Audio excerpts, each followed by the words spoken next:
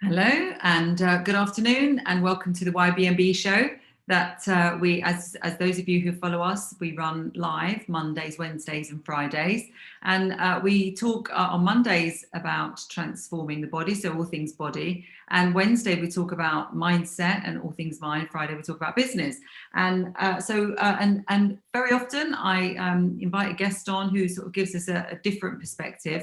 And I'm really happy today to have Alissa Witzemann on with us. So hi, Alissa. Hello. Hi, Angela. And lovely to see you today. Thanks so much for joining us.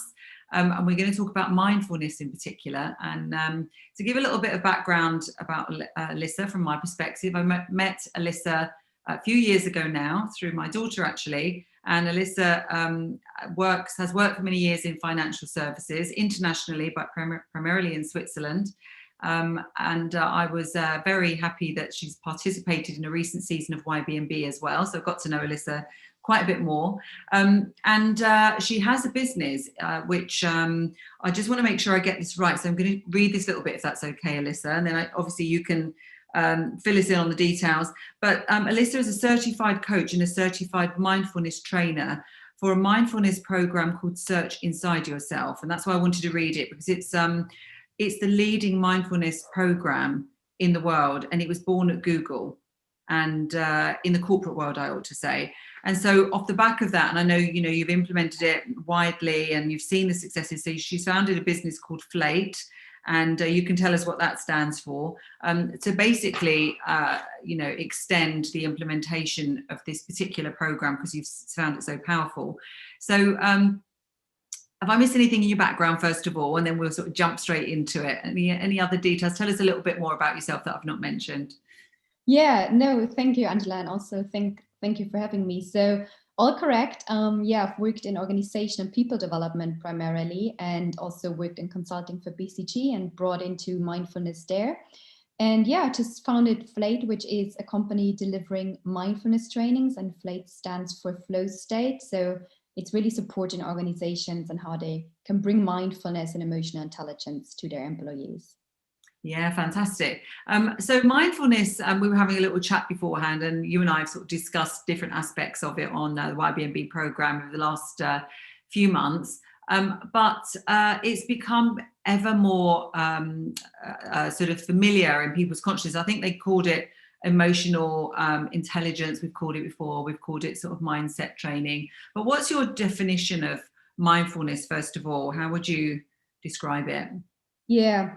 So I would describe mindfulness as simply becoming more aware, becoming more present. So I think there's a lot out there, or a lot of different understandings. So a lot of people think, okay, you are just super relaxed if you do mindfulness, and that's a really nice side effect, but the actual purpose is to become more aware. And as you just said, also with emotional intelligence, like mindfulness is really the foundation, the basis that helps us also to build emotional intelligence. So it's really this awareness and living in the moment, basically.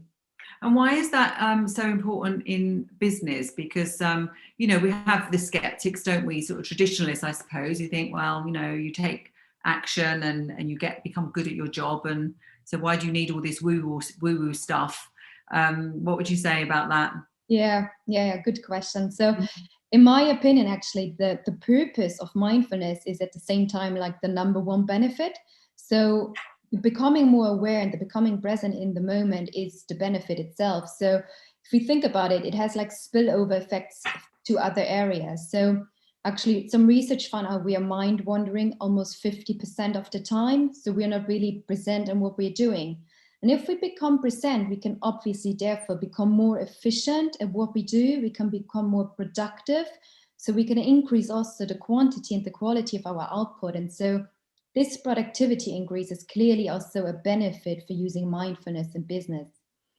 And then another benefit is, of course, also leadership. So by being more present, more aware, and by actually increasing our emotional intelligence, as shown by studies, which mindfulness does, we can then really enhance the leadership capacity. So knowing ourselves, like working with, like managing ourselves, managing the emotions, but also managing others.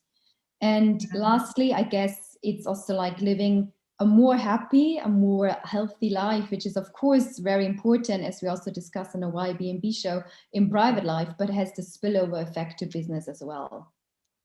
Actually, I mean, three really sort of tangible things there. It's taken one at a time. I mean, the first one is, you know, I think most business people, well, everybody, whether you're in business or not, would latch onto this whole concept of enhanced productivity. And I think now more than ever, it's very easy to get distracted because obviously there's lots going on. The media more than ever is sort of firing bad news at us, and you know, 1 minute we're fearful about not getting the vaccine, then we're fearful that the vaccine won't work, and on and on and on it goes. And that's obviously because, you know, media need to give us bad news to sell paper or to sell, you know, content. But if it's not that, then it's the fact that we're now distracted because we're at home, and so people have got their kids about, and they've got the you know, the home jobs to do, and TV and all the rest of it. So distraction, I would imagine, for many people is even more a problem than it used to be, where at least you would be in the office immersed in your work for a bit.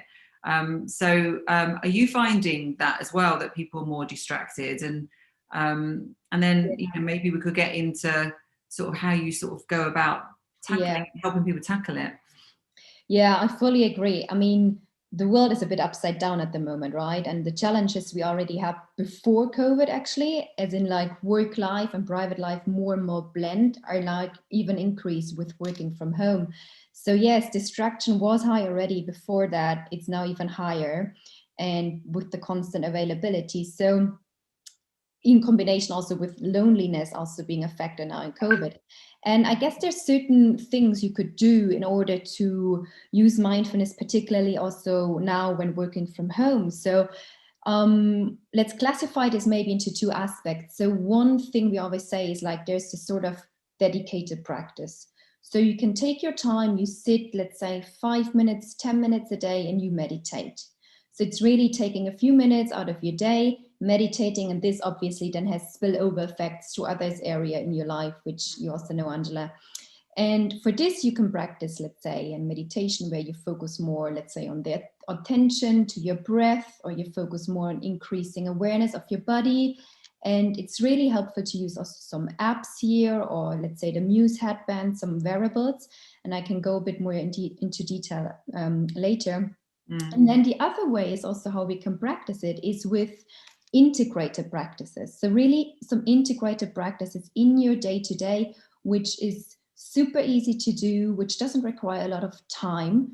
And it has actually also tremendous benefits that are proven by science. So with these integrated practices, what I mean is, for example, if you go for a walk, if you take a little break in your home office, you go for a little walk, and what you can do is you can do a walking meditation.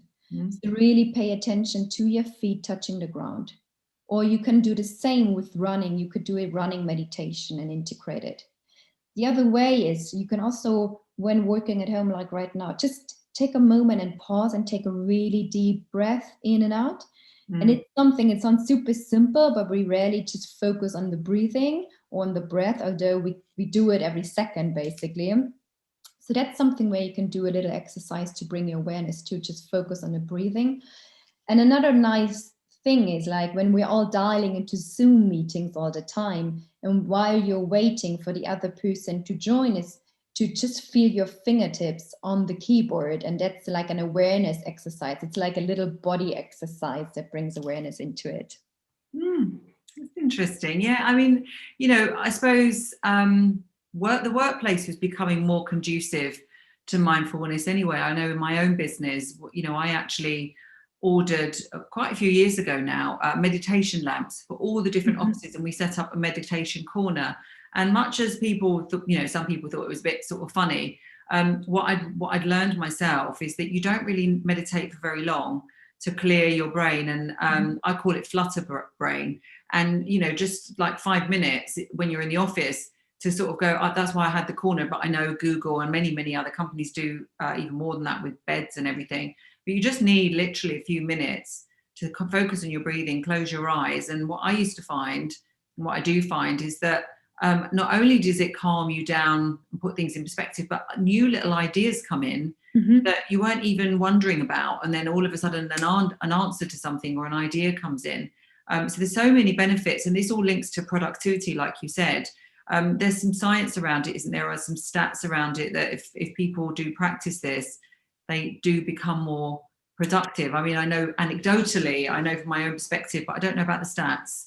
Yeah, I mean, of course, you're right. I mean, it's not just us making this up now that it's all the benefits. It's proven by science that it increases your focus, it increases your well-being, your happiness, your creativity, and especially like what it does for your brain, for example, is, and what the neuroscience found out is, it, for example, the default mode network, which is the brain area related to, let's say, self-referential thinking, to worrying, this is less active when you meditate.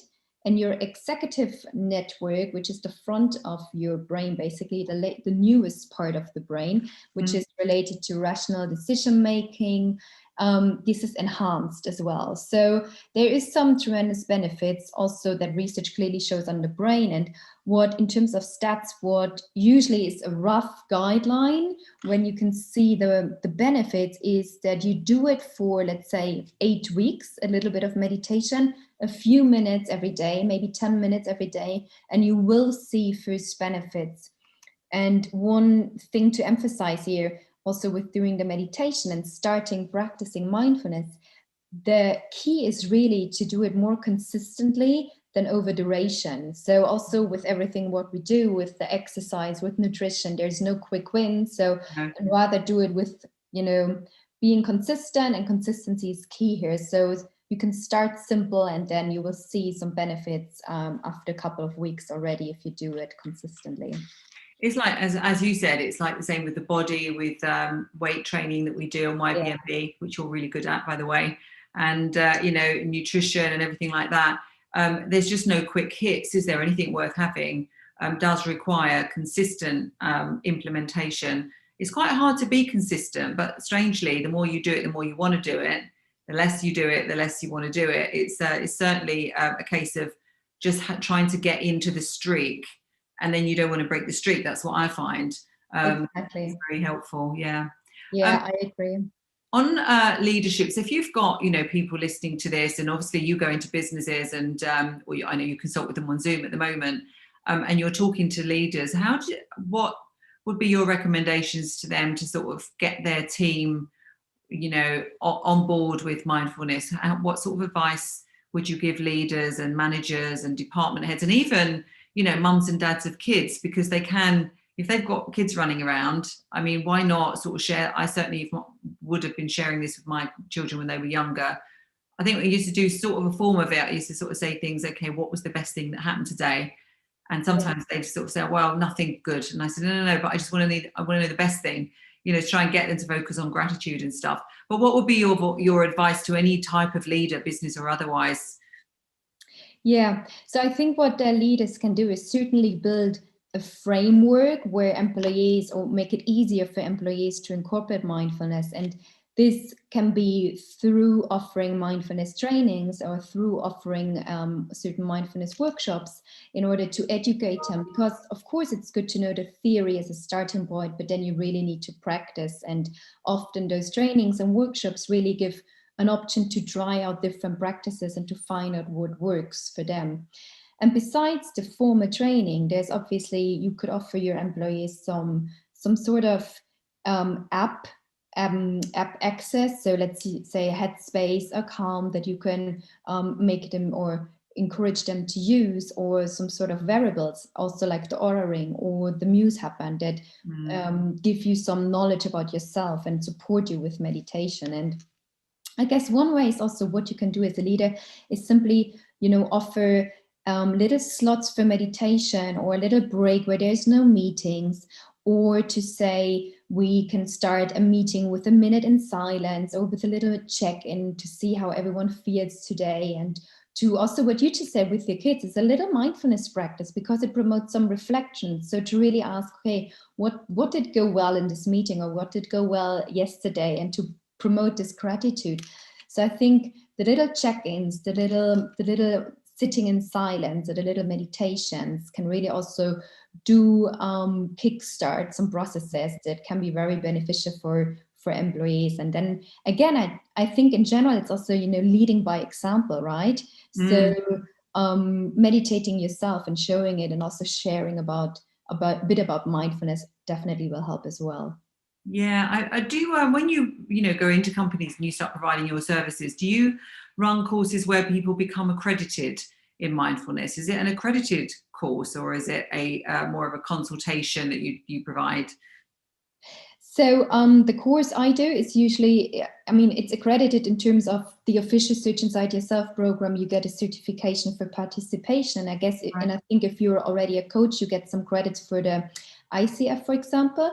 And then again, if you do yourself, there's also longer programs where you can do a mindfulness teacher certification, where you get certain credits that you have completed this. Yeah. Yeah, fabulous. I wonder if they do a version for children. That would be interesting. Yeah, I know there's Yeah. different trainings, and I think it also gains more and more importance bringing it into schools. And I think the UK is actually quite good at it, what I've read, and to really try to educate this from the early childhood on. Yeah. Yeah, so important. And then the third aspect you mentioned was about the importance of living a happy life, whether you're in business or not. I mean, at the end of the day, why are we even working? We're working, to be productive, to make progress, to contribute, but also to provide ourselves with security, for a bit of variety, for connection with other people. So there's all of these different needs that we meet through our business, but ultimately it is to be happy, isn't it? And I was reading something really interesting this morning. It said, it was in one of the Stoic reflections, and it said, searching for happiness is a bit like trying to get to the horizon. If you keep walking towards the horizon, you sort of never ever get there. You're always seeing it in front of you, and it's a bit like that if you're searching for happiness. So how does mindfulness help you with just being able to say, yes, I am happy?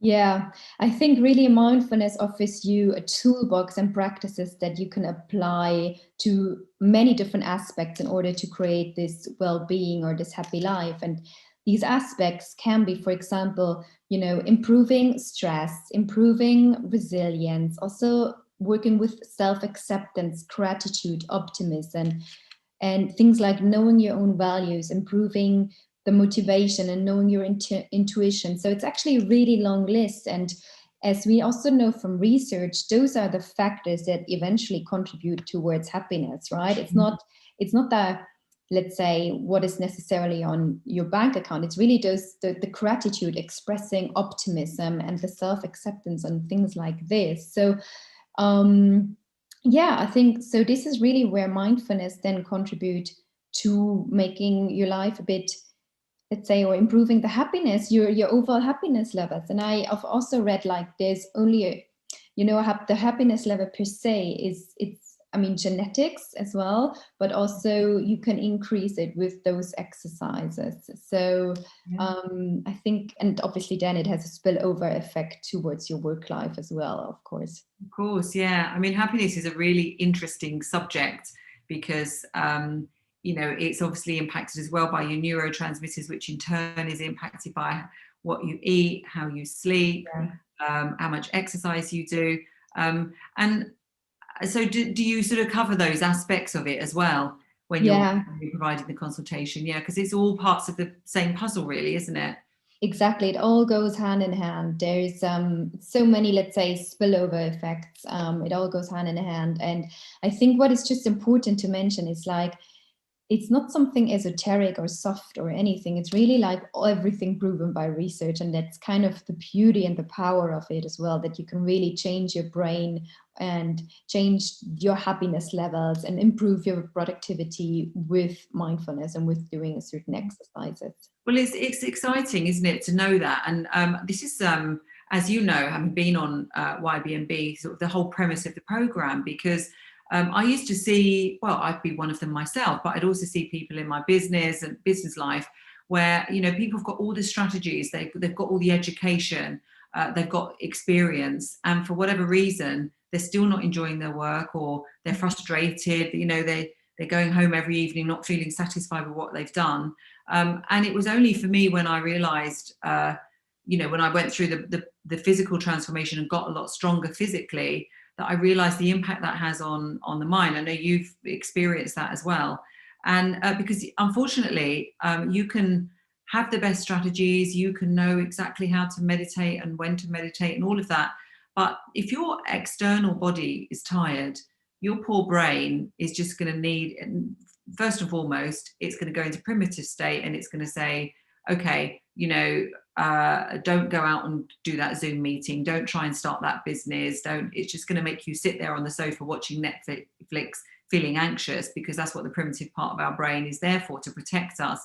And it's only when the you know, our body is our only vehicle, and it's only when that is working, not necessarily optimal condition, but it's working and functioning properly like a good vehicle, like a good taxi, that our brain has a chance to start using this frontal aspect, as you mentioned, and then can start implementing all the things that you teach. So, you know, that would be my tip for people, is if you're interested in mindfulness and you're wanting to pursue these things that Alissa teaches, don't neglect your physical body as well, because it is all part of the same thing. What would you say, having said that though, are sort of some top tips to get people started? Because I'm sure that you'll have some people listening who say, yeah, you know, it's lovely, but that's just not for me. I know all that stuff. I often have that. People say, yeah, I know about weight training, but it's not for me. I know about meditation, but it's not for me. They don't actually know about it, because you only know about it when you do it on a consistent basis. There's a big difference between knowing and doing. So how and it's a shame if people miss out, I think. So how do you sort of get people gently onto the program and, you know, onto the way of living? Mm-hmm. Yeah, I think that's a really good point, because mindfulness, as you said, like, it's obviously helpful to know the theory, but it's really practicing it. It's really putting it into practice in order to see the benefits. And yeah, maybe first of all, it's, you know, working with the brain and changing your mental process is obviously never easy. It requires effort and it requires work from you. So yeah. I guess, first of all, the understanding that there will be some adversity from yourself probably in the beginning is already helpful, but also knowing you can overcome this, and there is the benefits that you will see afterwards. It's a bit like, you know, how we train at YBMB the muscles with our weights. It's with mindfulness, we train our brain. So here also, as said, there's no quick fixes. So it's really consistency over duration, also with mindfulness. So one tip certainly is then do it more often, do it shorter, let's say only a few minutes, and do it every day. And a little meditation, let's say 3 minutes, 5 minutes, it's nothing. Like you do have 5 minutes every day, right? Yeah. So I guess then again, the trick is to just remember to do it. Put it in your phone, have it like a post-it somewhere to really get your habits into like doing it. And then also one top tip is use apps, but also use the wearables, like you do use the Muse Band, for example, and I know you really like it. And I think these are good things to get you into practice, to get you going. And then the third tip would be to use the micro practices. So really observing something with curiosity, for example, or touching the keyboard, like when you're in a Zoom meeting, or going for a walk and doing a walking meditation or running. So trying to integrate it, make it easy to integrate it into your day in order to get started. And lastly, tip number 4 is really do it with acceptance. So as said earlier, you work with the mind. It's not so easy to change certain patterns in your head or to train your brain. So do it with acceptance. If it doesn't 100% work today, it will work 100% tomorrow, or if even in some weeks. So don't worry, just do it with acceptance. Yeah, that's such great tips, because sometimes we sort of feel that, oh God, if we can't do it properly, if we can't do everything that we're supposed to do, we may as well just not bother. That's not true, is it? And people have said to me before, I just don't think I do it right. And like, there is no right way. You know, you close your eyes, you focus on your breathing. And even if you can't find the time to do that because you forget, and I mean, I've done that before. I've had like an amazing meditation streak. My best is 61 days. I know other people have done so much longer than that, but you know, and then literally I just forgot one day. I can't believe that I forgot, you know, but we're all human. That's one thing, is just to accept we're all human, but try to get on a streak. It doesn't have to be done a particular way. You don't have to do a particular mantra, and you don't have to do it for a particular length of time, like 2 minutes, 3 minutes, just to practice is good. And as you said, you know, integrating it into other activities. So people walking about just thinking, okay, well, I'm always going to do 3 minutes meditation when I'm in the shower. I think that's a great place to do it, by the way. In the shower is a good place. And or when you're walking, as you said. So doubling it up with something. The book Atomic Habits, we both really like that book. That enables you to tag things together. So something you're going to always do, you wouldn't think of not doing, like having a shower, combined with something that you wouldn't normally do, like meditation. That would work really well as well. So there's lots of little tips, isn't there? And what I love about what you do is you brought something that maybe people think, oh, I'm the sort of person that does it. I'm that way inclined. You've brought it to mainstream business, where you're saying, no, hang on a minute, this isn't like just a nice to have. If you want to be more productive, if you want to do better in business, this is a tool that's really, really going to help you. Exactly. I agree. It's for sure, like, I'm not saying it's like the solution to everything, but it's really like a really good strategy, a really good source that you can use in order to support you in so many areas of your life. Yeah. And key is just to get started and to try it out and do it a little bit every day. Yeah. And I mean, you wouldn't see a company like Google, for example, constructing, you know, the origins of this course, you know, without having some pretty solid stats to back it up. So that, I think, would probably be our sort of final message, is that although this is a wonderful practice, mindfulness, and, you know, it links to happiness in so many ways. For me, if I don't do it, if I drop off for a few days, I definitely feel different. I'm definitely less productive. I don't necessarily then get properly into my training, my weight training. You know, I'm not really so on it as I want to be with my meetings, present, as you would call it. So there really are some very tangible benefits from a business perspective. And I think that's the lasting message. If people think if it's a bit woo-woo and they don't fancy it for that reason, or they think it's time consuming, hopefully we've dispelled both of those thoughts now. I agree. It isn't time consuming. You actually get time back. Yeah. You do. You get time back. All right, Alissa, it was so lovely to speak to you, and very, very good luck. I know that you're working with very large organisations, BCG being one, and we'll put the link to you know, your company, Flate, so that if people want to find out a little bit more about it, they can do. And of course, if those of you who know about YBMB, if you're interested in it and you want to look at the whole thing from a holistic perspective and learn how to weight train and learn a bit more about, you know, mindfulness and some business strategies as well, then come and join us for the spring season. Alissa's just completed one season, and it's been an absolute pleasure to have her on board. And you'll learn lots. So lovely. It would be lovely to see you. And Alissa, anything else you want to add as a sort of a passing comment? Make sure that people just go and do that today. Exactly. That's what I would like to say. Just try it out, do it. And thanks for having me, Angela, of course. And yeah, I'm part of the YBMB and I can highly recommend it. It's not only strengthening your brain, as we do with mindfulness, also strengthening your whole mindset and your business, of course, and your body. So yeah, check it out. Says this from someone, Alissa, who's got her six pack, because I've seen it. I see it online. So yeah, you've done brilliantly. All right then. Nice to see you. Thanks a lot.